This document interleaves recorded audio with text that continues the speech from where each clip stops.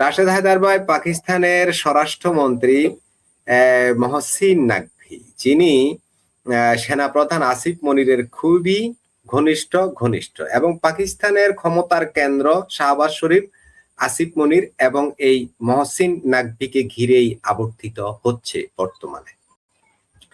এই মহসিন নাকভি তিনি মন্তব্য করেছেন, পাকিস্তানের শাসন ব্যবস্থা ভেঙে পড়েছে। তার মতে দেশ আর আগের মতো স্বাভাবিকভাবে চলতে পারছে না।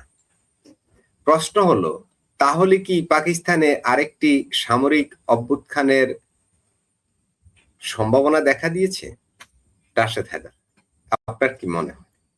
ধন্যবাদ মাসুদ ভাই, ধন্যবাদ দর্শক শ্রোতা মন্ডলী যারা আমাদেরকে দেখছেন। তো মাসুদ ভাই, আমি প্রশ্নটা যাওয়ার আগে একটু বলি, আমাদের অনেক দর্শক ফরিদ ভাইয়ের কথা জানতে চাচ্ছেন, যেহেতু ফরিদ ভাই আপনার চ্যানেলে নিয়মিত অতিথি। আসলে ফরিদ ভাই প্রচন্ড অসুস্থ, ডাক্তারের নির্দেশনা মেনে উনি 15 দিনের জন্য সবকিছু থেকে অফ আছেন। শারীরিক সুস্থতা হলে উনি আবার আপনাদের মাঝে ফিরে আসবেন, আপনাদের জিন্দাপীর ফরিদ ভাই। তো মাসুদ ভাই, আপনি যে প্রশ্ন করছেন যে পাকিস্তান কি সামরিক শাসনের দিকে এগিয়ে যাচ্ছে কিনা, আপনাদের কেমন মনে হচ্ছে জানি না, তবে আমার কাছে ব্যাপারটা একটু আসলে ঘোলাটেই মনে হচ্ছে আগে থেকে। কবে থেকে জানেন? যেদিন থেকে দেখলাম যে বেলুচের সমস্যা, একই সময় পিওকেতে সমস্যা এবং নৃশংস হত্যাকাণ্ড চালাচ্ছে পাকিস্তান সেনাবাহিনী। এগুলো এমন ভাবে চালাচ্ছে, ইন্টারন্যাশনাল মিডিয়াতে কিন্তু কোনো কথা বলে না, বা বাইরে আশেপাশে ওদের দেশের ভিতরে এটা নিয়ে ওরা বলতে চায় সন্ত্রাসবাদী সংগঠন। সেনাবাহিনীর সবচেয়ে বড় যে বিপদ বা যেটা ভয়, সেটা হচ্ছে যে ইমরান খান, আমাদের সেই সাবেক প্রধানমন্ত্রী ইমরান খানকে নিয়ে। সে তো জেলে আছে, অনেকগুলো মামলা একের পর এক চালানো হচ্ছে, আছে বন্দী। 1960-এর পরে সম্ভবত এইবার এই প্রথম মানে আবার সামরিক শাসন আসতে চলছে। কারণগুলো যদি একটু লক্ষ্য করেন তাহলে দেখবেন যে আসিফ মনির এখন একাই বিভিন্ন দেশে যান। কিছুদিন আগে সরাসরি ডোনাল্ড ট্রাম্পের সাথে যে চা কফি খাইয়ে আসছে দেখছেন, এরপরে টার্কিতে গেলেন, এদিকে গেলেন, ওইদিকে, মানে সরকার প্রধান আপনার আমাদের প্রেসিডেন্টের কোনো খবর নাই, সেনা প্রধানই সব জায়গায় যাচ্ছেন, সবকিছুতে ড্রিলিং করছে। মানে এমন একটা পরিস্থিতি দেখানো হচ্ছে যে আপনারা যাই বলেন, আমাদের সংসদ যাই বলুক আর সরকার যাই বলুক, সেনাবাহিনী যা বলবে তাই হবে। এটা আমরা অতীতেও দেখছি যে ওদের হাইকোর্ট বলেন, সুপ্রিম কোর্ট কোনো একটা কথা বলে, সেই কথাটা সেনাবাহিনীর পক্ষেই বলে। বিষয়টা বুঝতে হলে আপনি একটা জিনিস দেখেন যে ইরানের খোমেনি যখন মারা যায়, খোমেনি মারা গেল, সাথে আরো 19 জন মারা যাওয়ার পরে এরপরে এখন রাষ্ট্রপতি বা যা আছে এরা একবার যদি বলে যে এই ডিল হচ্ছে, আইআরজিসি বলে না, কারণ আইআরজিসি প্রধানই কিন্তু আসলে এখন পুরো ইরান চালাচ্ছে, মানে সেনাবাহিনী, আইআরজিসি সেনাবাহিনী চালাচ্ছে। ঠিক পাকিস্তানের অবস্থানটা কিন্তু সেম, হুমকি ধমকি যা দেয় পাকিস্তান, বিভিন্ন দেশের সাথে সম্পর্ক কথা বলে, তাও সেনা প্রধান মানে আসিফ মনির, যে ফিল্ড মার্শাল বর্তমানে। এবং যতটুকু খবর আছে যে আপনার যে পারমাণবিক বোমার যে টিগার বা সুইস, এগুলো এখন ওনার কাছে। মানে আপনার এখন রাষ্ট্রপ্রধান যিনি আছেন, উনি কথা বলা ছাড়া, উনি কথা আসিফ মনিরের কথা ছাড়া এক পা আগানোর সময় নেই। তো একটা জিনিস আছে যে হয়তো এমন হইতে পারে কি জানেন, যে আমেরিকা তো সরাসরি সামরিক শাসন চায় না, এখন সামরিক শাসন চায় না, তাহলে আসিফ মনির যদি এইভাবে হইয়া আসে কিভাবে হবে? এখানে একটা ব্যাপার আছে। পাকিস্তানের সংবিধানের 27তম যে সংশোধনী আসছে, সেখানে একটা কথা লিখা আছে কি জানেন, এই সেনা প্রধান মানে উনি যে ফিল্ড মার্শাল, ওনার বিরুদ্ধে এই পর্যন্ত যা উনি যতদিন এখন পর্যন্ত সেনাপ্রধান, ততদিন পর্যন্ত যা কিছু হয়েছে বা হচ্ছে, এগুলো নিয়ে পাকিস্তানের সিভিল কোর্টে বা সামরিক আদালতে কোথাও কোনো মামলা হইতে পারবে না, এবং উনি চাকরির থেকে চলে গেলেও এগুলো নিয়ে কোনো কথা বলা যাবে না এবং মামলা হবে না। টোটাল ইন্ডিমিউনিটি আছে কিন্তু না। নাকি এমন হচ্ছে যে সামরিক শাসনের আদলে যে উনি হইলেন, কি হলো, অবসরে গেলেন কোনোভাবে যাইয়া, এরপরে বাকিটা উনি কন্ট্রোল করলেন। তার মানে হচ্ছে উনি অবসর গেছেন, ওই আপনার মেজর জেনারেলও থাকবেন, সব থাকবেন, ফিল্ড মার্শাল ওনার পর আর কেউ, কিন্তু এই ফিল্ড মার্শালই এখন হয়ে যাবেন কি রাষ্ট্রের। রাশেদ হায়দার ভাই, ফিল্ড মার্শাল হওয়ার পরে তার আর চাকরির মেয়াদ নেই, মেয়াদ মানে আনলিমিটেড। ফিল্ড মার্শাল হওয়ার পরে তার চাকরির মেয়াদ হচ্ছে আনলিমিটেড, মানে সে যতদিন চাইবে ততদিনই সে ক্ষমতায় থাকতে পারবে। আর একটা রাশেদ ভাই জিনিস হচ্ছে তিনি, একটা কথা, রফিক ভাই আমি ফিল্ড কথা মার্শাল বলছি, তিনি নিজেকে নিজে ফিল্ড মার্শাল ঘোষণা করেছেন ওই অপারেশন সিঁদুরের পরে। আর এইটা করতে যাইয়া তিনি তার ক্ষমতাকে অবারিত করে ফেলেছেন। অলরেডি ক্ষমতা আবর্তিত হচ্ছে এখন তাকে ঘিরেই, তো বাকিরা তো একরকম পুতুল, এমনটাই তো মনে করছেন। পাকিস্তানে যারা কলামিস্ট, যারা বুদ্ধিজীবী, যারা কি বলে সোশ্যাল মিডিয়া অ্যাক্টিভিস্ট, সাবেক সেনা কর্মকর্তা যারা এখন ইউটিউব বা সোশ্যাল মিডিয়ায় অ্যাক্টিভিজম করে, তারা কিন্তু এভাবেই বিশ্লেষণ করছেন যে তিনি নিজের ক্ষমতা নিজেই বাড়িয়ে ফেলেছেন এবং ধীরে ধীরে রাষ্ট্রের অন্যান্য অর্গানগুলো তিনি দখল করে নিয়েছেন। মাসুদ ভাই, এই যে উত্তরটা আপনিও দিলেন এখন যে অবারিত, উনি অবসর নিজে নিলে হবে, আপনার উত্তর কিন্তু আপনি দিয়ে দিয়েছেন সুন্দরভাবে, কিন্তু আপনি উত্তরটা দিয়েছেন যেটা হয়তো আমি বুঝাইতে পারি না, আপনি ওই জায়গাটা ধরাইয়া দিলেন। কিন্তু ওই যে আমি যেটা বললাম আপনাকে, আমেরিকায় কিন্তু সরাসরি সামরিক শাসন চায় না। এখন উনি যদি যেমন নিজে যেমন ফিল্ড মার্শাল ঘোষণা দিচ্ছেন, পরে অবশ্য রাষ্ট্রীয়ভাবে ওনারা দেওয়া হয়েছে, যা যা আছে ব্রিগেডিয়ার সব আছে, উনি ফিল্ড মার্শাল, উনি অবসরে গেলেন কিন্তু উনি রাষ্ট্রের ক্ষমতায় গেলেন, উনি উর্দিয়ার পড়লেন না, কিন্তু কথা হচ্ছে যে ওনার কথাই সব চলবে। এই ধরনের পরিস্থিতি কিন্তু বাংলাদেশেও দেখছেন আপনারা এর আগে, সেনা শাসন আসে, পরে হানা ভোট, ইয়েস নো ভোট দিয়া, মানে আপনি এটা বুঝাতে চাচ্ছেন যে গণতন্ত্রের আবরণে সামরিক শাসন এমন কিছু হতে পারে? ইয়েস, এমন কিছু হতে পারে না ভাই, ওইটাই হবে, ওইটাই হবে, গণতন্ত্রের আবরণে ওইটাই হবে। যে এই জন্য বলছে আব্বাস আরিকচি, ওনারা তো রাষ্ট্রপতি প্রধানমন্ত্রী ইরানের, কিন্তু আইআরজিসির কথা ছাড়া চলে না। ঠিক তেমনি সবকিছু হবে, মাগার সেনাপ্রধান উনি নাই বা নাই, কিন্তু উনি যা বলবেন তাই হবেন যতদিন উনি জীবিত আছেন। মানে 1960 সালে যে সামরিক শাসন আসছিল আইয়ুব খানের, এটা সেইটার চেয়ে একটু উন্নত ভার্সন এক। যেমন আপনারা যে কম্পিউটার কিনেন না, কেউ এইচপি কিনেন, কেউ ডেল কিনেন, অমুক কিনেন, তমুক কিনেন, উইন্ডোজ কিন্তু সবটাই 11, 12, 13, 8, 9 ওই রকম। তো যারা 8, 9 করতো এখন তারা আবার 11, 12-তে যাইতেছে, ওই রকমই, মানে উন্নত ভার্সন।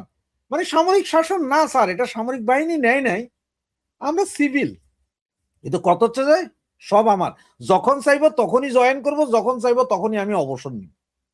ঠিক যেমনটা উনি নিজেরে ফিল্ড মার্শাল ঘোষণা দিলেন, অ্যাজ ইট ইজ, যে আমি চাইলে চাকরি থেকে ছাড়বো, আমি চাইলে আবার অবসর থেকে ফিরে আসবো, দেশের প্রয়োজনে ফিল্ড মার্শাল সাহেবকে আবার প্রয়োজন, আমি কি করতে পারবো? দেশের প্রয়োজনে আসবেন, দেশের প্রয়োজন উনি সেনা পোশাক ছেড়ে সিভিল পোশাক পরে উনি আছেন, কিন্তু দেশের প্রয়োজন বোধ করলে উনি আবার ফিল্ড মার্শাল আমাদেরকে সবকিছু দিবেন।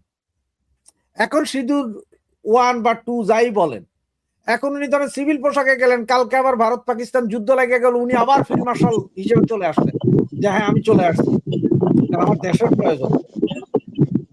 দেশের প্রয়োজনে যেরকম প্লেয়ার আনা হয় না, অবসরপ্রাপ্ত প্লেয়ারদেরকে তুলে আনা হয়, ঠিক ওই রকম। তবে এটা সামরিক শাসন, এখনই সেনা শাসন চলতেছে, তবে এখন হচ্ছে সিভিল প্রশাসনের দেখানো হচ্ছে। কিন্তু একটু যদি ভালো করে খেয়াল করেন, আসিফ মনিরই সবকিছু করছে, ওনার বাইরে কারো কিছু বলার ক্ষমতা নাই। এবং আমার মনে হয় যে বেলুচ এবং পিওকেতে যে গন্ডগোল, এটা আসিফ মনিরই করাইতেছে পুরোটা, এটা ওরাই করাইতেছে যে এরকম গন্ডগোলটা দেখাও, তাইলে ক্ষমতাবান নেওয়া। কারণ আইনের শাসন ভেঙে পড়ছে বলে তাদের মন্ত্রী বলছেন, প্রধানমন্ত্রী, ল অ্যান্ড অর্ডার ভেঙে পড়ছে তাদের প্রধানমন্ত্রী বলছেন, স্বরাষ্ট্রমন্ত্রী। তো ল অ্যান্ড অর্ডার ভেঙে পড়লে তাহলে কি আছে? এরপর আছে জরুরি অবস্থা, কারফিউ অথবা সেনা শাসন। কারণ যে দেশে পুলিশ প্রশাসন বা আধা সামরিক বাহিনী কিছু করতে পারবে না, তখনই তো সেনাবাহিনী নামবে। সেনাবাহিনী নামলে তখন সমস্ত ম্যাজিস্ট্রেসি পাওয়ার সেনাবাহিনীর কাছে, সেনাবাহিনী যা বলবে তাই শুনবেন। এই গভর্নমেন্টকে সরাই দেওয়ার পুরো একটা প্ল্যানিং আছে। তবে ওদের চরম বিপদ হচ্ছে যে ওই যে আগে বললাম ক্রিকেট প্লেয়ার সাহেব, ওইটা হচ্ছে যে একটু বিপদ এখন। ওইটাই বিপদ, ওর রাশেদ পার্টিটা হায়দার ভাই। বিপদ। জি, রাশেদ হায়দার ভাই, আমাদের রফিক ভাইও এই বিষয়ে কিছু বলতে চেয়েছিলেন।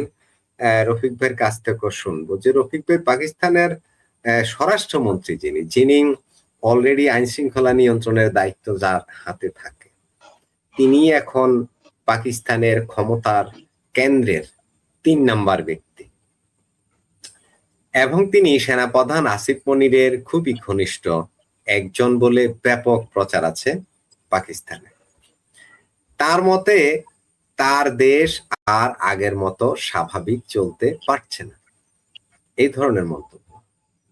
এ নিয়েই জল্পনা কল্পনার ডালপালা মেলছে, তাহলে কি পাকিস্তানের সামরিক অভ্যুত্থান, মানে সামরিক অভ্যুত্থানের দৌড় গোড়ায় কিনা দেশটি।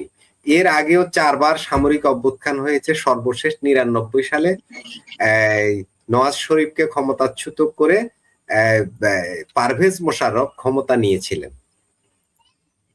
এখনো কি ঠিক সেম ঘটনাটা আবারও ঘটতে চলেছে কিনা, আপনার কাছে কি মনে হয় রফিক ভাই? ধন্যবাদ মাসুদ ভাই, রাশেদ ভাই, ধন্যবাদ দর্শক শ্রোতা সবাইকে শুভেচ্ছা ও স্বাগত। দেখেন, আমি একটু সংশোধনের জন্য আসলে বলছিলাম আপনাকে ওই সময়। আপনারা বলছিলেন যে আসিফ মুনির কিন্তু বর্তমানে ফিল্ড মার্শাল, এটাই তথ্যটা দেওয়ার জন্য কথাটা বলছিলাম। আসিফ মুনির বর্তমানে আপনার রানিং ফিল্ড মার্শাল এবং সর্বোচ্চ ওই কথাটাই তো বললাম, রানিং ফিল্ড মার্শাল। উনি নিজেকেই রানিং ফিল্ড মার্শাল ঘোষণা করেছেন। বলুন আপনি। এখন আসি, আপনারা বলতেছেন যে সামরিক অভ্যুত্থান হবে কি না। আমি কিন্তু আমি অভ্যুত্থানের তো দরকার নাই ভাই। আপনার হেনি তো আমি বলছি কয়েকবার যে আপনার আসিফ মুনিরই সবকিছু করতেছে। আপনি দেখেন প্রত্যেকটা ব্যাপারে আপনার আমেরিকার ট্রাম্প প্রসাদ নিয়ে চা খাবে, এটা কি আপনি দেখছেন কোন দেশের প্রেসিডেন্ট অন্য দেশের সেনাবাহিনী প্রধানকে ডেকে নিয়ে আপনার চা কফি খায়? এটা এমনি সফরে যেতে পারে, সফরে যায়, ধরেন আপনি ওই দেশের সেনাবাহিনী ওই অন্য দেশের সেনাবাহিনী প্রধানকে দাওয়াত দিবে, এটা স্বাভাবিক। দাওয়াত দিলে গিয়ে সৌজন্য সাক্ষাৎ দেখা করে গেল প্রেসিডেন্ট অথবা প্রধানমন্ত্রীর সাথে সৌজন্য সাক্ষাৎ করে। আর ওইখানে কি হইলো, আমেরিকাতে তাকে স্পেশালি দাওয়াত দিয়ে নিছি, মেয়েকে চা নাস্তা খাওয়ায় সুন্দর করে খাওয়াটা বোঝা যাচ্ছে তুই এইভাবে চলবি। এটা আপনার হলো বেসামরিক প্রশাসনের একটা আবরণে আপনার হলো সামরিক সেনাবাহিনী হলো ক্ষমতা চালাইছে। এখানে আসেনি, এটা ওইটা গেল এখানে। আপনার ইরান যুদ্ধের পরে, যুদ্ধ যখন শুরু হইল, তখন কে দৌড়াদৌড়ি করছে বেশি? সেনাবাহিনী প্রধান দৌড়াদৌড়ি করছে। আমি কিন্তু সবসময় বলি যে সেনাবাহিনী প্রধান আসিফ মুনিরের আপনার সহকারী হিসেবে কাজ করতেছিল আপনার নওয়াজ শরীফ, শাহবাজ শরীফ। তাহলে এখান আপনার সামরিক অভ্যুত্থানের দরকার নাই, তাও ক্ষমতাই তো আসিফ মুনিরের কাছে। আপনি গতকালকে যে চুক্তি হইল দেখেন, এরদোগান আসছে, কই তার তো সেনাবাহিনী প্রধান আসে নাই, কিন্তু শাহবাজ শরীফ গেছে কারা নিয়ে? সেনাবাহিনীর প্রধানকে নিয়ে গেছে। মানে সে আলটিমেটলি দেশ চালাচ্ছে হলো আপনার আসিফ মুনির। কারণ যেহেতু ইউরোপ বলেন বা অন্যান্য উন্নত মানে কান্ট্রিতে বলেন বা আমেরিকাতে যদি আসিফ মুনিরকে যে ধরনের আপনার ইয়াটা দিচ্ছে, এই আমেরিকা করতেছে, গুরুত্ব দিচ্ছে, এখন যদি শাহবাজ শরীফ যদি না থাকে, সে যদি সামরিক অভ্যুত্থান ঘটায় বা সে যদি প্রধান হয়, তাহলে কিন্তু সারা বিশ্বে আমেরিকার বিরুদ্ধে একটা মানে ছড়াবে যে তারা গণতন্ত্রের কথা বলে তারা সৌর শাসককে আপনার করতেছে, পেট্রোনাইজ করতেছে। এই জন্যই আপনার শাহবাজ শরীফকে সামনে রেখে দিছে, কিন্তু কাজ কাম করতেছে আসিফ নজরুল। এটা হলো মূল জিনিস। আপনি প্রত্যেকটা ঘটনায় কিন্তু এরকম ঘটনা ঘটছে। যেন আমি বলি আপনাকে, মিশরের কথা আসে। মিশরের সিসি সেনাবাহিনী প্রধান ছিল, সেনাবাহিনীর লোক ছিল। এর আগে হোসনি মুবারক বিমান বাহিনীর লোক ছিল। এই হোসনি মুবারক দীর্ঘ 30 বছর শাসন করছে, ও আপনার সেনাবাহিনী শাসন করছে, কিন্তু দেখাইছে বেসামরিক প্রশাসন। এই সিসিও দেখেন সমালোচনা আমেরিকার প্রতি, কিন্তু এই সমালোচনা যাদের না হয়, সব কাজ সেই করতেছে, শুধু খালি সামনে ধরে রাখছে শাহবাজ শরীফ। সুতরাং অভ্যুত্থান হইলো আর না হইলো এটাতে কোনো আসা যায় না, এটার কোনো গুরুত্ব নাই। আপনার যদি আসিফ মুনির যদি এই যে ইরান চুক্তি বা ওই যে বর্তমানে এই যে 3 জাতীয় জোট করলো আপনার তুরস্ক, পাকিস্তান আর সৌদি আরব মিলে, সেখানে যদি আসিফ মনির না যাইতো, আমেরিকার ট্রাম্প প্রশাসনের এখানে যদি চা খাইতে না যাইতো, তাইলে আমরা বুঝতাম যে আসিফ মনির নাই, তাহলে আপনার সামরিক একটা ইয়ে আসতে পারতো, শাসন আসতে পারবো। কিন্তু আসলে চলতেছে কিন্তু সামরিক শাসনই। এখানে আপনার শুধু শাহবাজ শরীফের সামনে বসায় রাখছে, চুপচাপ বসে থাকো ভাই, তুই যা আমি বলি তাই শুনিস। না হলে এই যে চুক্তিগুলির মধ্যে সে কেন যাবে? এটা তো আপনার ইয়া কথা, মানে সঠিক কথা, যেটা আপনার লিগ্যাল কথা, এটা তো বুঝার কোনো বাকি নাই, স্পষ্ট যে আসলে হলো পুতুল, শাহবাজ শরীফ পুতুল, এবং সেনা এটা এক ধরনের অভ্যুত্থান হয়ে রয়েছে। এটা অভ্যুত্থানকে আরো ওইভাবে আপনার সেনাবাহিনীর লোক বসানোর দরকার নেই। ওইটা লাগলে সারা বিশ্বে একটু সমালোচনা হবে, আমেরিকার বিশেষ বিরোধী। এই জন্য আমেরিকা ওই সিস্টেম করে চালু করছে। এরকম জিনিস আরো দেশে চালু হবে, ওই দেশে আরো দেশে চালু আছে, আপনি খোঁজ নিয়ে দেখেন চালু আছে। আশেপাশে কোনো কান্ট্রি না আরো কোনো কান্ট্রিতে এরকম সিস্টেমই চালু আছে। ওই সেনাবাহিনী সবাই প্রধানই সবকিছু করতেছে, ওই আপনার বসে রয়েছে আপনার একজনের সামনে বসায় রাখছে, আর কাজ করতেছে আরেকজনে। আরো অনেক দেশের খোঁজ খবর নেন, আমেরিকা যাদের সাথে ঘনিষ্ঠ আসে সেসব দেশে এরকম ঘটনাই করতেছে। সব হলো সেনাবাহিনী, অন্যরা হলো চুপচাপ বসে রয়েছে, কাজের কাজ কিছুই না। সুতরাং নতুন করে অভ্যুত্থান ঘটানোর কোনো দরকার নাই। যদি শাহবাজ শরীফ যদি কথা না শুনতো, তাইলে আপনার তাকে সরাই দিত। সে তো যাই বলতেছে তাই করতেছে, শুধু খালি সিগনেচার করতেছে। মনে করেন যে শাহবাজ শরীফের বলতেছে আসিফ মনির যেখানে ভাই সিগনেচার কর, ওইখানে সিগনেচার করতেছে, বাস শেষ, কাজ হলো একটাই, সিগনেচারটার জন্য শুধু রাখছে। এটা হলো আপনার বেসামরিক প্রশাসনের ইয়াতে একটা সামরিক শাসন চলতেছে, ব্যতিক্রম ধর্মী, যে মিশরে যেরকম চলতেছে গণতন্ত্র নাম দেয়া স্বৈর শাসক দেশ চালাইতেছে। এটাই ইতিপূর্বে আমাদের দেশও ছিল এরকম, আরো সামনে হয়তো দেখবেন। বুঝেন না এই জিনিসটা? সুতরাং ওই জি নতুন করে রফিক আবার ভাই, ইয়ার দরকার আমি নাই। জি জি, রাশেদ ভাইয়ের কাছেও একটু আসি, যে রাশেদ হায়দার ভাই আপনার আলোচনায় অনেকগুলো দিক উঠে আসছে, তার মধ্যে বেলুচিস্তান, খাইবার পাখতুনখোয়া এবং কাশ্মীর যেটা পাকিস্তান অধিকৃত, এই কথাগুলো উঠে আসছে। এই যে এইসব জায়গাগুলোতে মানুষের ক্ষোভ কিন্তু বাড়ছে। এদিকে বেলুচিস্তান তো অলরেডি স্বাধীনতা ঘোষণা করেই বসে আছে, 11 তারিখে নাকি তারা স্বাধীনতা দিবস অলরেডি উদযাপন করবে। তাদের দেশের বিভিন্ন সরকারি, বেসরকারি, আধা সরকারি বিভিন্ন দোকানপাট, মার্কেট, সব জায়গায় তাদের জাতীয় পতাকা উত্তোলনের জন্য নির্দেশ দেওয়া হয়ে গেছে। এই হলো সেই পরিস্থিতি। সেখানে যে অস্থিতিশীলতা, দুর্বল শাসন ব্যবস্থা, এটা হোম মিনিস্টারের কথাতেই উঠে আসছে যে শাসন ব্যবস্থা ভেঙে পড়েছে। তার মানে কি? শাসন ব্যবস্থা ভেঙে পড়লেই তো সামরিক শাসনটা আসে। এটা তো স্পষ্ট কথা যে সামরিক শাসন ব্যবস্থা ভেঙে পড়ে। তা আর না হলে রফিক ভাই যেটা বললেন যে অভ্যুত্থানের তো প্রয়োজন নেই, অভ্যুত্থানের প্রয়োজন না থাকলে তো স্বরাষ্ট্রমন্ত্রী যিনি আইন শৃঙ্খলা নিয়ন্ত্রণ করবার কথা, তিনি বলছেন ভেঙে পড়েছে। তাহলে কি করতে চাচ্ছেন? তিনি তো পদত্যাগ করেন নাই যে আমি ব্যর্থ, আমি দেশের আইন শৃঙ্খলা কন্ট্রোল করতে পারছি না। তিনি তো ঠিকভাবে আরো গেড়ে বসেছেন। এই গেল ব্যাপার। এর মধ্যে পাকিস্তানের ভিতরে যে দমন পীড়ন নাগরিকদের উপর, সেই খবর যাতে বাইরে না যায় সেজন্য আন্তর্জাতিক সংবাদ মাধ্যমের উপর নানা ভীতি নিষেধ রয়েছে। আন্তর্জাতিক সংবাদ মাধ্যমের কর্মীরা সেখানে সংবাদ সংগ্রহ করতে পারে না, তারা ভিডিও ধারণ করতে পারে না, মাত্র 3টা শহরে পারে, আর বাকি টোটাল পাকিস্তানে অন্যদের যাওয়ার কোনো সুযোগ নেই। এমন এক মানে স্বৈরাচার বা ফ্যাসিজম বা কি বলবেন আমি বুঝি না, ওই ধরনের পরিস্থিতি, সেখানে মানবাধিকার ভুলুণ্ঠিত হচ্ছে। এই যে পরিস্থিতি, আমাদের অনেকে কমেন্ট করছেন পাকিস্তান 3 টুকরা হবে। রাশেদ হায়দার ভাইও বিভিন্ন সময়ে এই ধরনের মন্তব্য করে থাকেন। হোম মিনিস্টারের মহসিন নকভির মন্তব্যের পরে আপনার কি মনে হয় না শাসন ব্যবস্থা ভেঙে পড়েছে, মানে দেশটাও ভেঙে যাচ্ছে? রাশেদ হায়দার ভাই। মাসুদ ভাই, দেশটা এত তাড়াতাড়ি না যে ভেঙে যাচ্ছে, এত তাড়াতাড়ি না। আপনারা যেটা মনে করেন যে কালকেই মনে হয় ওখানে সব ভাঙা চুরা পইরা যাবে ভূমিকম্পের মতো, তেমন না। বেলুচরা স্বাধীনতা সংগ্রাম করতে এখন না, সেই 50 সাল থেকে, 1950 সাল থেকে।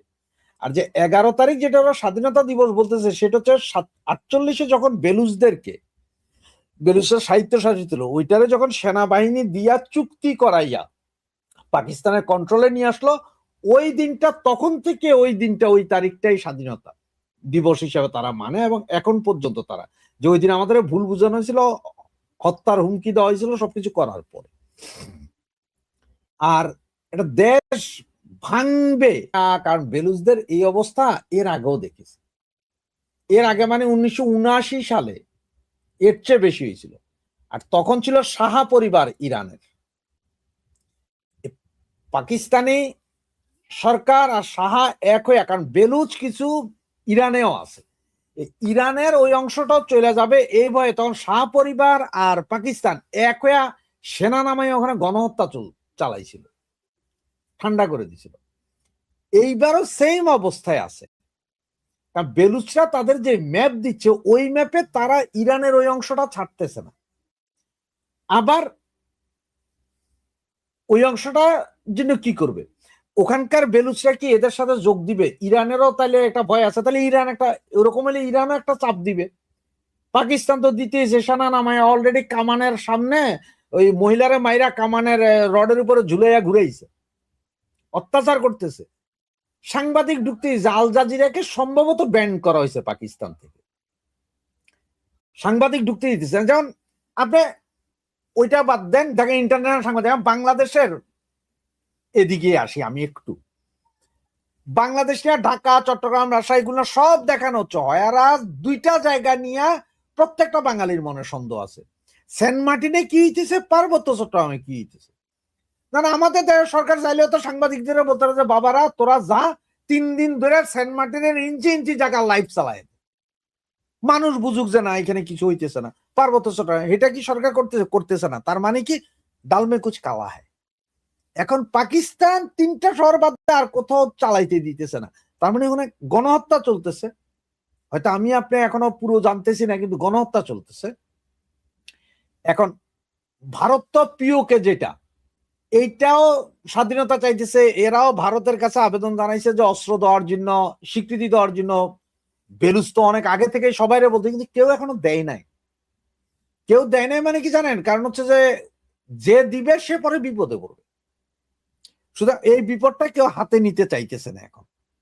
আর তার উপরে একটা পারমাণবিক শক্তিধর দেশ, এখন ধরেন দিলই, স্বাধীনতা দিল, আর এগুলো তো মোটা মাথার জাত, বুঝেন না, করে যে ঠিক আছে তুই দিছস, তোর দিকে আমি পারমাণবিক বোমাটা মাইরা দিলাম, এই রিস্কটা কেউ নিতে চাইতেছে না। কিন্তু গ্যাঞ্জাম আছে, এই গ্যাঞ্জাম চলবে। তবে হ্যাঁ, এখনই 3 টুকরা হয়ে যাবে এই স্বপ্ন দেখা উচিত না। কারণ হচ্ছে যে পাকিস্তানের সেনাবাহিনী কিন্তু অনেক বিশাল, এবং ওদের ওই সক্ষমতা। পাকিস্তানিরা কি করে, এর আগের আন্দোলনগুলোতে কি করছে জানেন, ওরা ওখানে ইসলামিস্ট কিছু, রফিক ভাই, রাশেদ হায়দার ভাই, পাকিস্তানের বিশাল সেনাবাহিনী তো বাংলাদেশে এখানেই পূর্ব পাকিস্তানে 71 সালে 92,000 সৈন্য নিয়ে তারা আত্মসমর্পণ করেছিল না। এইখানে একটু বুঝার ভুল আছে। তো বুঝার ভুলটা কিরকম, একটা জিনিস দেখেন, ভারত সবসময় কি বলে যে ভারত পাকিস্তান যুদ্ধ হয়েছিল, পাইকারাও কয় কি ভারত পাকিস্তান যুদ্ধ হয়েছিল, কিন্তু আসলে যুদ্ধ 2 জায়গায় হয়েছিল। একটা যুদ্ধ ভারত চুপচাপ ছিল, ওরা অস্ত্র দিছে, ট্রেনিং দিছে, আমাদের দিছে, আমরা কিন্তু 9 মাস ফাইট করছি, ফাইট করে এদের প্যান্ট খোলার অবস্থা করছি। এরা ভুলটা কি করলো, এরা যা ভারতে যায় বোমা হামলা করলো, যেই না বোমা হামলা করলো, এবার ভারত চান্স পেয়ে গেছে। এখন ভারত এক চাটিয়া মাইর দিল, মাইর দিয়ে এদের থেকে হটাইলে একদম পিছে। এরপরে ভারত আমাদেরও হেল্প করে কামান টামান ঢুকাই দিল। সুতরাং 2 ফ্রন্টে, পাইকারা 2 ফ্রন্টে যুদ্ধ করছে। ভারত ফ্রন্টেও হারামজাদারা হারছে, বাংলাদেশে তো হারছেই হারছে। সুতরাং আমরা স্বাধীনতা বলে এইটা, যেমন এইটাও ঠিক, ভারত কিন্তু পাইকারা মাইরা ওদের ওই সাইড থেকে দৌড়াইছে, ওইটাও ঠিক। এখন পাইকারা যদি বাংলাদেশে আসতে হয়, ভাই ভারতের আকাশ সীমা ব্যবহার করে আইতে হবে। এরা তো নদীতে নাইমা বাংলাদেশ থেকে যাইব কোন দিকে, 3 দিকে ভারত, একদিকে মায়ানমার, যাবে কেমনে? কিন্তু বেলুজ বা পিওকে তো সেম অবস্থা না, ওখানে ওদের যাতায়াত আছে।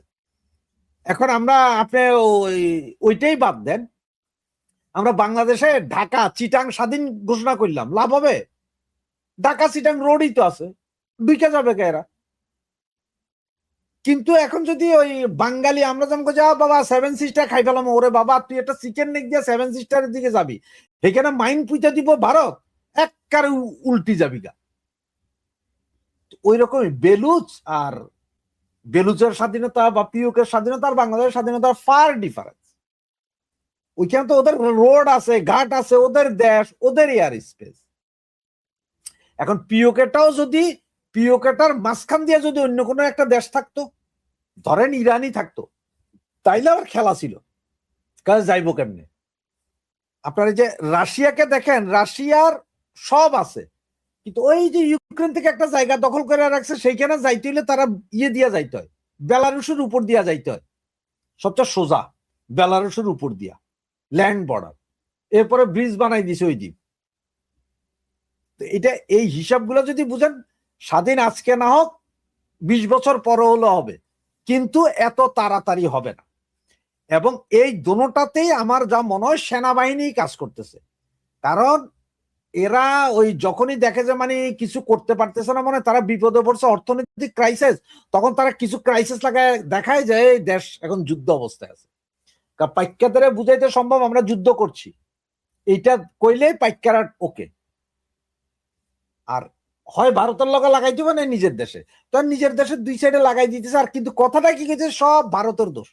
কয় ভারত পিওকেরে লাগাইতেছে, ভারত ইয়েরে লাগাইতেছে, আর এটা নিজের দেশের লোকেরই নিজে সামাল দিতে আরস না, ভারতের দোষ।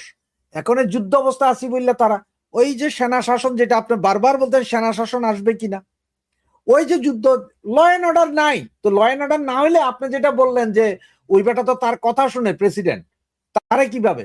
সাত্তার সাহেবও সবার কথা শুনতো, বাংলাদেশের রাষ্ট্রপতি, তিনি হঠাৎ করে আইনলেন এই এরশাদ রে, যে আমরা তো এখন আসলে দেশের অবস্থা খারাপ, দেশ চালানো অসম্ভব, তাই আমি সেনাবাহিনীকে আবেদন জানাইছি দেশ চালাইতে।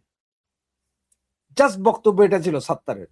ওই রকম প্রেসিডেন্টও কইব কোনদিন, দেখেন যে এত অবস্থা খারাপ, পুরো যুদ্ধ অবস্থা আছে, যুদ্ধ অবস্থা আমরা চালাইতে পারতেছি না, সুতরাং ইরানের আইআরজিসির মতোই আমরা চাই সেনাবাহিনী এই দেশের সবকিছু নুক এবং ওরাই একটু চালাক, ওরা চালাক, দেশ শান্তি হইলে আবার আমরা আছি। যেহেতু সরাসরি সামরিক শাসন আমেরিকা সাপোর্ট করে না, আমরাই দিচ্ছি দেশ। রাশেদ হায়দার ভাই, আমেরিকা সরাসরি সামরিক শাসন সাপোর্ট না করলেও সামরিক শাসনের চাইতেও কঠিন শাসনও সাপোর্ট করে। আপনি লিবিয়াতে যান, আপনি ইরাকে যান, যেসব জায়গায় তারা ধ্বংসযজ্ঞ চালিয়েছে সেখানে কি শাসন চলছে। আর সৌদি আরবে যান, কুয়েতে যান, সেখানে কি গণতন্ত্রটা আছে? জনগণের কোনো মত প্রকাশের স্বাধীনতা সেখানে আছে? ওদের সাথে তো দিব্যি ধরম মহরম বন্ধুত্বপূর্ণ সম্পর্ক মার্কিন যুক্তরাষ্ট্রের, সেখানে তো তারা গণতন্ত্র খুঁজতে তো যাচ্ছে না। না না, আমেরিকার স্বার্থ আপনার একটা জিনিস বুঝতে হবে, যে সারা পৃথিবীর মধ্যে পাকিস্তান এমন এক ভূখণ্ড, এমন এক জায়গায় যে এইটা আমেরিকার দরকার, ব্যাপক হারে দরকার। কারণ এই পাকিস্তানের লগে সম্পর্ক ভালো থাকলে সে আফগানিস্তানের পিড়াইতে পারবো, সে ইরানরে পিড়াইতে পারবো, সে গোটা মিডল ইস্টটা কন্ট্রোল করতে হবে, পুরা তেল সাম্রাজ্য আমেরিকা কন্ট্রোল করতে হবে। সুতরাং এই যে তেল সম্রাট যারা আছে 7 দেশ, ওখানে গণতন্ত্র না, ওইখানে স্বৈরতন্ত্র কুত্তাতন্ত্র চললো, তাতে কোনো সমস্যা নেই। তেল তো পেট্রোডলারে বেচবা, এই তেল তো আমেরিকান কোম্পানি তুলবো। তো পাকিস্তানের দরকার কেন? কারণ ওই যে পাশে ইরান আছে, এটা মাথা ছাড়া দিয়ে উঠতে যে কোনো সঙ্গে এটা পিড়ে দিব, পাকিস্তানের ভূমি লাগবো। আফগানিস্তান পাকিস্তানের ভূমি লাগবো। ওই বেলুস যদি স্বাধীন হইয়া যায়, ইন কেস বলি, যদি কখনো বেলুস স্বাধীন হয়, পাকিস্তানকে 2 পয়সার দাম দিবে না, দেখেন। কারণ বেলুস স্বাধীন হওয়ার সাথে সাথে ওই যে আপনার নদী বন্দর যা আছে সব আমেরিকা তখন তো করে পয়সা দিয়ে করবে যে তোমাদের সব দিতেছি, বেলুস তুমি কিছু করা লাগবে না, আমরা এখানে খালি নৌঘাটি করব। তাহলে ভারত, পাকিস্তান, বাংলাদেশ, চায়না, মায়ানমার, শ্রীলঙ্কা সব কন্ট্রোল। আর পাইকারা বেলুস ধরে রাখবো, যে বাবারে এ বেলুস যদি মাইরা ধরেও ধরে রাখতারি, তাহলে লাভ একটাই, অন্তত আমেরিকা তো আমাদের বছরে বছরে কিছু ডলার ভিক্ষা দিব, কারণ তো ভিক্ষা ছাড়া উপায় নাই, এর কি উৎপাদন আছে? এর তো কিছু নাই, তখন তো ডলার ভিক্ষা দিয়ে চলতে পারবো দেশ। সুতরাং এই জন্য আমেরিকা সব জায়গায় তার স্বার্থ দেখে। আপনি এত কথা কইলেন, সিরিয়ার এখন যে আছে এর কথা কইলেন না। $10 বিলিয়ন তার মাথার দাম ছিল, পৃথিবীর সবচেয়ে বেশি দামি মাথা ছিল। ওরে জিন্দা বা মুর্দা দিতে পারলে $10 বিলিয়ন, তারে নিয়ে ডোনাল্ড ট্রাম্প এখন মেরে brother my brother how are you করতেছে না সিরিয়ার এখন যে আছে। তো এইটা নর্মাল, কিন্তু ওরা উপরের খোলস হচ্ছে যে ভাই আমরা কোথাও সামরিক শাসন দেখতে চাই না, তোমরা ওই নর্মাল পাবলিকের রাশেদ হায়দার ভাই আমরা শেষ করব। আমরা আজকে লাইভটা দীর্ঘায়িত করব না, একটা মজার বিষয় নিয়ে একটু আলোচনা করতে চাই, বেশ মজার বিষয়। এখন এই ভারতের স্বাধীনতা দিবসকে হঠাৎ ইন্ডিয়া ডে ঘোষণা, ইন্ডিয়া কিন্তু আমেরিকার স্বাধীনতা দিবসকে ইউএস ডে ঘোষণা করেনি, এই পর্যন্ত আমরা শুনিনি। কেন হঠাৎ ভারত তোষণের এই নীতি নিচ্ছে? রফিক ভাই। ধন্যবাদ মাসুদ ভাই। আমি এটার আগে কি আমরা এই যে রাশিদ ভাইয়ের যে প্রশ্নটা করছিলেন বেলুচিস্তান নিয়ে, এনে কিন্তু দুইটা কথা বলতে পারি আমি। জি বলুন, সংক্ষেপে, কিন্তু আমরা শেষ করব। আমি একটু আপনি বলছেন যে রাজনীতি বলছে যে হ্যাঁ স্বাধীন হবে, কোন দিন হবে বলা যাবে না, তবে একটু অনুমান একটা দিয়ে দিই। স্বাধীনতা তো তারা অলরেডি আপনার দিবস পালন করবে 11 তারিখ থেকে, এই প্রথম কিন্তু 11 আগস্ট থেকে পালন করবে। এটা কিন্তু তারা তাদের এই যে বালুচ লিবারেশন আর্মির পক্ষ থেকে তারা একটা ডিক্লেয়ার করা হয়েছে, এবং কিছু ভিডিও ফুটেজ পাইছি আমি ওইখানে বালুচিস্তানের এটা কি এআই দিয়ে তৈরি না কিসের, মনে হয় এআই না, এরা অলরেডি তারা বিভিন্ন জায়গায় অলরেডি পতাকা উড়াইছে, বুঝতে পারছেন? আর এখন একটা জিনিস দেখে, এই যে রাশেদ ভাই চলছে গণহত্যা, হ্যাঁ গণহত্যা অবশ্যই চালাচ্ছে, যদি চালাইতে নাই হয় তাকে ইসলামাবাদ, করাচি আর কোন শহর, এই শহরে শুধু আপনার ইন্টারন্যাশনাল মিডিয়া আপনার খবর প্রচার করতে পারবে, আর কোথাও যেতে পারবে না, এটা তো স্পষ্টই। এখানে তো আর গণহত্যা যে হচ্ছে এটা কিন্তু আর কোনো নাই। এবং আন্তর্জাতিক সংবাদ মাধ্যম থেকে কিন্তু আন্তর্জাতিক আপনার যারা মানবাধিকার থেকে এখান থেকে কিন্তু অলরেডি এটার প্রতিবাদ জানাইছে যে সব জায়গায় আপনার গণমাধ্যম ঢোকার জন্য দেওয়ার জন্য। এটা তো স্পষ্ট বোঝা যাচ্ছে যে 3টা শহর, করাচি, ইসলামাবাদ আর একটা হলো কোন শহরটা মনে নাই মুহূর্তে, 3টা শহরে শুধু খালি সংবাদ, শহরে এটা আবার গ্রামে না, মানে যেখানে প্রবলেম হচ্ছে, যেখানে গন্ডগোল হচ্ছে, যেখানে আপনার মানুষকে হত্যা করতেছে, গণহত্যা চালাচ্ছে, ওইখানে সংবাদ আনতে দিবে না। তাহলে আপনি ওই গণমাধ্যম দিয়ে ওই আসিফ মনিরের চেহারা আর শাহবাজ শরীফের চেহারা দেখাবে সাধু খালি? গণমাধ্যমের কাজ কি এটা? যাক, যুদ্ধটা আপনার যখন আমি বলে দিই, ইউক্রেন এবং রাশিয়ান যুদ্ধ, আমি ইন্ডিয়ান ডে বিষয়টা আলোচনা করতে চাচ্ছি। জি, ইন্ডিয়ান ডে আমরা লাইভটা দীর্ঘ করব না। জি আচ্ছা, আপনি বলে দিচ্ছি, বেলুচিস্তান সেদিনই স্বাধীন হয়ে যাবে। 2টা কারণ থাকে, একটা রাশিয়া এবং ইউক্রেন যুদ্ধ বন্ধ হয়ে গেলেই আপনারা দেখবেন রাশিয়া বেলুচিস্তানকে কিভাবে আপনার হেল্প করে, তখনই আপনার এইটার স্বাধীনতার ঘোষণা একটা প্রশ্ন সুযোগ আসবে। আরেকটা জিনিস বলে দিই, এখানে আরেকটা সুযোগ তৈরি হয়েছে, ওই যে নতুন যে জোট গুলো মক্কা চুক্তি হলো, আপনার পাকিস্তান, তুরস্ক এবং সৌদি আরব, এটা ইরানকে ঠেকানোর জন্য, হুতিদেরকে ঠেকানোর জন্য এই জোট হয়েছে। যদি এই জোটে হুতিদের উপরে যদি আক্রমণ করে, তাহলে ইরানও কিন্তু আক্রমণ করবে ওইসব দেশে। তখন কিন্তু প্রশ্ন আসবে, এই 3 দেশ, পাকিস্তানও কিন্তু ইরান বা হুতিদের উপরে আক্রমণ করতে হবে বাধ্য হইলে তখন একটা ক্ষেত্র তৈরি হবে ওই বেলুচিস্তানের স্বাধীনতার ব্যাপারে। এবং খাইবার পাখতুনের ঘটনাও সেম ঘটনা, যাকে এখন আমি ইন্ডিয়ান ডে আসলে দেখেন, এই যে রাশেদ ভাই তো বর্ণনা করছে এটা নিয়ে, পাকিস্তানের হলো 14 আগস্ট আর হলো ভারত হলো 15 আগস্ট। এখন এই যে আপনার আমেরিকা কিন্তু ভারতকে আর চীনকে সবসময় হুমকি দুমকির উপরে রাখে, অন্যান্য কান্ট্রিগুলির হুমকি দুমকিতে রাখে, কিন্তু আসলে ভিতর তাদের সাথে একটা বিজনেসটা চালায় যেতে চায়। কারণ 2টা দেশে প্রায় 300 কোটি মানুষ আছে, যেখানে আপনার 40% উপরে আপনার জনগণ, এখানে একটা বিশাল বাণিজ্য আছে। আমেরিকা ভারতে $60 বিলিয়ন এক্সপোর্ট করে, 60 বিলিয়ন, আর ভারত করে হলো 85 থেকে 87 বিলিয়ন এক্সপোর্ট করে, বিশাল বাণিজ্য। চীন মনে হয় সবচেয়ে বেশি এক্সপোর্ট করে, কারণ চীনের আরো একটু বেশি সুবিধা হলো বিদেশের তৈরি পোশাকটা এক্সপোর্ট করে। এখন এগুলো আনবে কোথা থেকে? আমেরিকা কোথা থেকে আনবে? আমি একটু আগেই আমার ভিডিওতে বলছিলাম যে ভারত থেকে যে জিনিসগুলি নেয় আমেরিকা, সবচেয়ে বেশি নেয় হলো ঔষধ, চিকিৎসা সামগ্রী, ঔষধ। এবং একটা সময় আমি যত জানতাম যে এই 87 বিলিয়ন যে বিজনেসটা হয় বা 86 বিলিয়ন বা 85 বিলিয়ন, এর মধ্যে প্রায় 55 বিলিয়ন ডলার বা 50 বিলিয়ন ডলার ওষুধ ইম্পোর্ট করে আমেরিকা। এবং আমেরিকা চীন থেকেও এই ওষুধ ইম্পোর্ট করে এবং ভারতীয় ওষুধটা বেশি ইম্পোর্ট করে। এখন এই যে ভারতীয় ওষুধ আবার চীনের ওষুধের সস্তায় পায় এবং দামে কম, তো এগুলো আনবে কোথা থেকে? মূলত আসলে ওই ইন্ডিয়ারে আসলে ভিতরে ঠিকই কিন্তু আপনার সম্পর্ক রাখে, কিন্তু ওরা বিভিন্ন সময় হুমকি দিয়ে চেষ্টা করে যে ভারতকে নিয়ন্ত্রণ করা যায় কিনা। ওই জন্য ভারতরে এই যে মাঝে মাঝে দেখেন কিছুদিন আগে যে 500% ট্যাক্স দিবে পরে বলো যে খবর ভারতকে মাঝে মধ্যে প্রেসার দেয় রাশিয়া থেকে, রাশিয়ার সাথে দূরত্ব বাড়ানোর জন্য।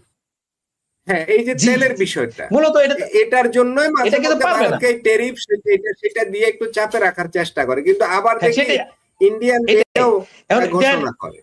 কিছুদিন আগে কি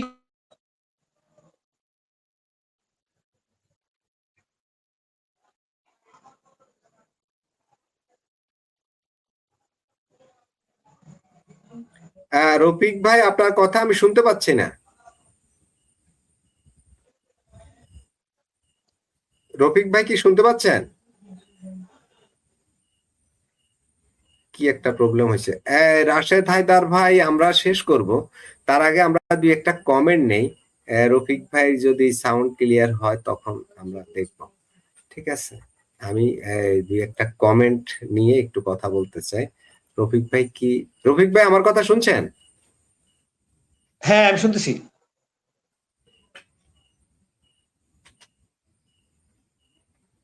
রফিক ভাই ওখানে কিছু একটা প্রবলেম হচ্ছে। জি, রাশেদ হায়দার, আপনি মিউট আছেন। একজন কমেন্ট করলে, নিউক্লিয়ার ক্ষমতা পাকিস্তানের যাদের হাতে থাকবে, পাকিস্তান তাদেরই প্রধান হবে, পাকিস্তান তাদেরই প্রধান হবে বা তিনিই পাকিস্তানের প্রধান হবে, এরকম কিছু মনে হয়। যাই হোক, নিউক্লিয়ার আসলে কাদের কাছে থাকে পাকিস্তানের? এখন তো যেটা জানা যাচ্ছে যে এটা আপনার ফিল্ড মার্শাল সাহেবের হাতেই আছে। ওইটা ওনাদের অনেকটা ওই কমেন্টে অনেকটা সম্ভবত উনি ওই দিকেই ইঙ্গিত করেছেন। যাই হোক, আমি আরেকটা কমেন্ট দেখি। সেটা হচ্ছে, এসব কথা সরকারি কাঠামো ভেঙে পড়েছে, এসব শুধুই নাটক, যাতে করে সেনা সংবিধান পরিবর্তন করে পুরো ক্ষমতা দখল করতে চায়। রাশেদ হায়দার ভাই, কথাটা অনেক বুদ্ধিজীবী কিন্তু বিষয়টাকে এইভাবেই দেখছেন। এটা কথা কমেন্টের সাথে আমি অনেক মিল পাচ্ছি। আমরা যদি বলি যে ওই হিন্দিতে যদি বলে তাহলে হচ্ছে যে সেনাবাহিনীটা চুরান খিলাচ্ছে, আর যদি বাংলায় বলি তাহলে বাঙালি বেকুব বানাইতেছে আর কি। কথা সত্য, উনি একদম 100% এক ফোঁটা আমি দ্বিমত পোষণ করি না ওনার সাথে। আরেকটা কমেন্ট একটু দেখি। Sudden call from Israel PM to PM Modi is significant. সম্প্রতি নরেন্দ্র মোদি এবং ইসরায়েলের প্রধানমন্ত্রী নেতানিয়াহু তারা বেশ কোলাকুলি করেছেন। একদিকে আমাদের বাংলাদেশ, পাকিস্তান, সৌদি আরব, এই জাতীয় মুসলিম কিছু দেশ মিলে একটা জোট গঠন করেছে। হুথিদের বিরুদ্ধে যুদ্ধ করবে মানে ইরানের বিরুদ্ধে যুদ্ধ করবে মানে ইসরায়েলের পক্ষে যুদ্ধ করবে। সব মিলাই আমি দেখতেছি বাংলাদেশ, ভারত, পাকিস্তান, সৌদি আরব, দুবাই, এই সব দেশ ইভেন ভারত, সবাই এখন ইসরায়েলের পক্ষ নিয়েই খেলাটা খেলছে ইরানকে ধ্বংস করার জন্য। অনেকটা আপনি যদি অঙ্কগুলো মিলান, রাশেদ হায়দার, আপনি দেখেন, বললেন আপনি, আমি একটু দেখাই দেই। এই যে পাকিস্তান, আক্রমণটা এরা টার্গেট কি? হুথি না? হুথি কে? হুথি কারা? হুথি মানে তো ইরান। তার মানে ইরানকে দুর্বল করার জন্য তো হুথিদের উপর আক্রমণ করবে। তো ইরান দুর্বল হলে লাভ কার? ইসরায়েলের, এই তো। এর মধ্যে নরেন্দ্র মোদী তিনিও নেতানিয়াহুর সাথে বেশ কোলাকুলি করেছেন, অনেকটা প্রকাশ্যে ঘোষণা না দিলেও আকারে ইঙ্গিতে চোখের ইশারায় কথা হচ্ছে যে হ্যাঁ, নো টেনশন, আসি। অনেকটা এরকমই তো নাকি রাশেদ হায়দার ভাই? আমাদের ফরিদ ভাই হলে কিন্তু ফাটাই দিত, উনি কিন্তু ওই যে চাণক্য কূটনীতি ভারতের। ইসরায়েলের সাথে ভারতের সুসম্পর্ক অতীতও ছিল, এখনো আছে। এবং আপনি এটা জানেন কিনা জানি না, যে এই যে আমাদের সাথে 71 মুক্তিযুদ্ধের সময় বা পাইকারা যখন ভারতে আক্রমণ করে, ভারতের কাছে পাইকারা যে মাইর খেয়েছিল, ওই সময় ট্যাঙ্কের গোলা থেকে সমস্ত গোলা ইসরায়েল মেড গোলা ছিল। 71-এর কথা বলতেছি, আপনার কালকের কথা কইতেছে নরেন্দ্র মোদী গলাগুলি করছে না।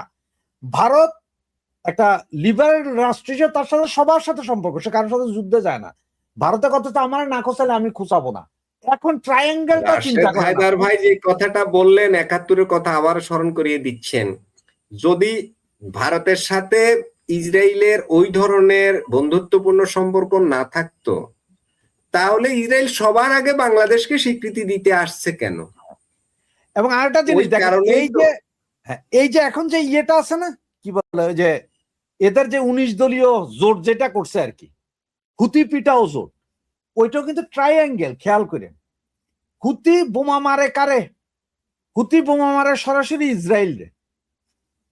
এত বছর জানতাম আমরা হুতি বোমা শুধু ইসরায়েলে মারতো, গত 3 মাস 4 মাসে না হুতি যায় সৌদি, কাতার, কুয়েত সবগুলারে মারে। এর আগে তো আজীবন তো হুতি ইসরায়েলরে মারছে। তাহলে ইসরায়েল এখন সব ফ্রন্টে যুদ্ধ করতে পারবে না, কারণ গাজাতে পিটাইয়া একাকার করে দিয়েছে, লিবিয়ার 70% গেছে গা ইসরায়েলের দখলে।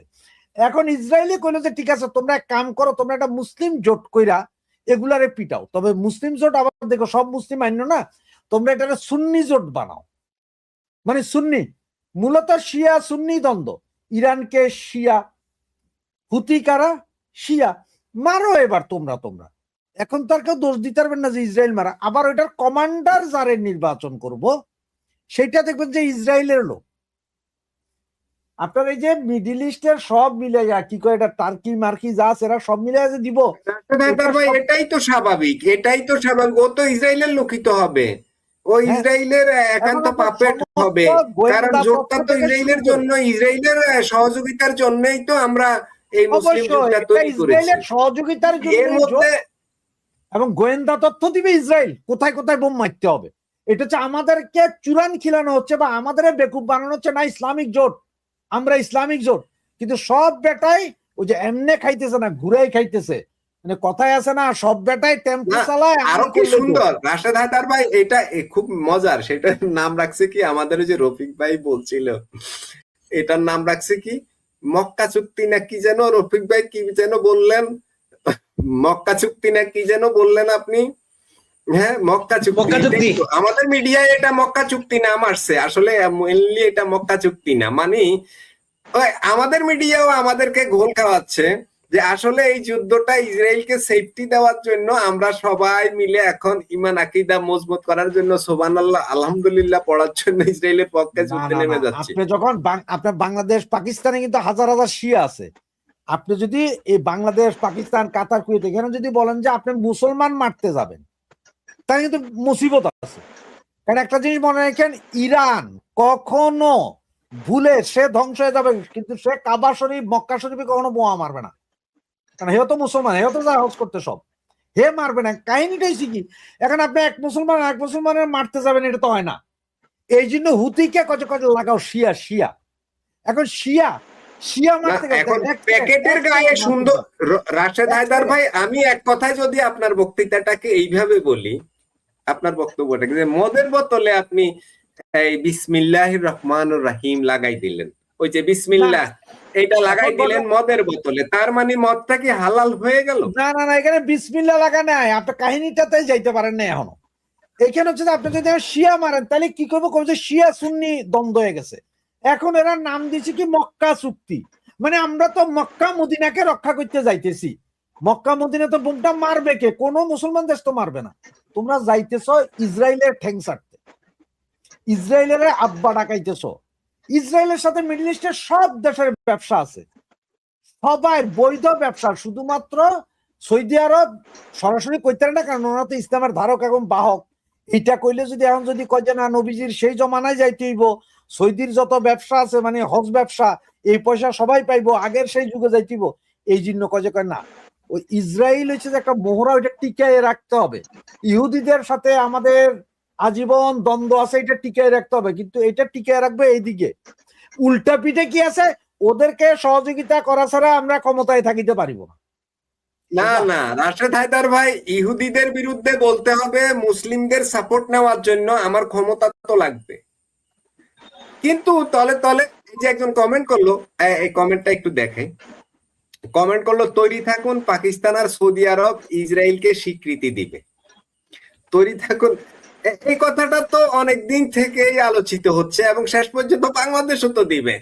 এখন তো আমরা জোটেই চলে গেলাম, দিবে না? সবাই দিবে, দিবে না এখন কেন? কারো কারো না না, এখন আর ওই যে ফরিদ ভাই হলে এইভাবে বলতো যে বাইতুল মোকাররমের উত্তর গেটে এখন আর তো সমাবেশ নাই, কেউ তো এখন আর মিছিল করে না, কেন এখন ভাই তো আপনি কেউ কোনো কথা বারবার বলে না, এখন কেন সবার আপনি কাছে ওই বাইতুল আলহামদুলিল্লাহ। না না, আপনি কেন বারবার বাইতুল মোকাররমের কথা বলেন? এই যে যখন ইরানের সাথে যখন যুদ্ধ লাগলো, যখন ওই যে নৌবহর থেকে টমাহক মিসাইল মেরে 167টা বাচ্চা মারা ফেলছিল স্কুলে, সেই দিনও বিশাল মিছিল হয়েছে আমেরিকার বিরুদ্ধে বাইতুল মোকাররমে। আর সেই টমাহক মিসাইলটা মারার জন্য যেই নেতায় দিছেন, অর্ডার দিছিলেন, সেই নৌবাহিনীর প্রধানই তো এই মুহূর্তে বাংলাদেশে আছে। কই কোন বেটার তো এই হেডামটা হইল না, যেটা মিছিল ডাক দি কেন? নৌবাহিনীর প্রধান তো বাংলাদেশে বর্তমানে আমেরিকার, সেই ব্যক্তি যিনি টমাহক মিসাইল মারার জন্য বলেছিলেন। 167টা ভুলে গেছে। আমাদের দেশের চরিত্র নিয়ে কথা বলে লাভ নাই।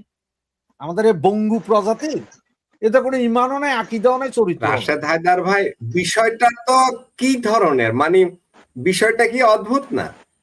আপনি এখানে মুসলিমদের শোনাচ্ছে একটা, বাস্তবে করছে আরেকটা, আর সবাই বুঝতেছে, কিন্তু সাধারণ মানুষ হয়তো বোঝানো যায়, কিন্তু এই যে আমাদের বড় বড় জুব্বাওয়ালারা, তাদেরকে কিভাবে বোঝানো হলো? নাকি তারাও ওই আমি একটু বলি, একই গোয়ালের রফিক ভাই বলুন ভাই একটা জিনিস তথ্য দেই। আমরা তো গেলেন গা সাইড কাটতে গেলেন গেল, হরু উসমান আলী গেলেন গা, আপনি লুইস সাগর যে রয়েছে সেটার খোঁজ খবর নিলেন না।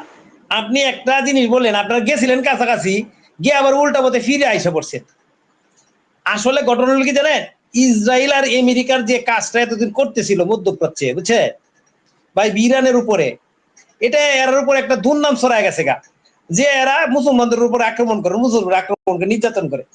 এরা আসলে জানেন হয়েছে কি জানেন, ওই যে তিনজন জুট করছে না, তিনজনের জুট করছে না, পাকিস্তান বর্বর, আর এর দোকান হলো এই যে আমেরিকার চামচ, আর সৌদি আরব হলো আমেরিকার চামচ, 3 চামচ এক কান হয়েছে, বুঝছেন? একজনে করছে কি, ইসরায়েল আর আমেরিকার যে কাজটা ছিল, এই কাজটা হন ওই মধ্যপ্রাচ্যে করবে। মানে আপনার ওই যে নিজেরা যুদ্ধ করবো, নিজেরাই ধ্বংস, আমেরিকা বললো ভাই আমি তো মারি নাই, ভাই ইসরায়েল ভাই আমি তো মারি নাই, তোমরাই তো মারামারি করছো। আপনি জিনিসটা বুঝছেন, জিনিসটা এই ঝুটটা হয়েছে শুধু একটা কারণে, আপনি এটা ক্লিয়ার বুঝেন। আপনি মানে নিশ্চিত দেখেন, বুঝাতে চাচ্ছেন যে ইসরায়েল আমেরিকা হামলা করলে এখানে মুসলিম দেশগুলো সমস্যা হয়, কারণ ওর দেশেও তো মানুষ আছে, সেখানেও তো ক্ষোভের দাবানল ধাও ধাও করে জ্বলে উঠতে পারে। সে কারণে তারা চিন্তা করলো যে আমরা একটু স্টপ থাকি, আমাদের প্রিয় বন্ধুরা তো আছে, ওদেরকে দিয়েই পিটুনিটা দেই, এই তো।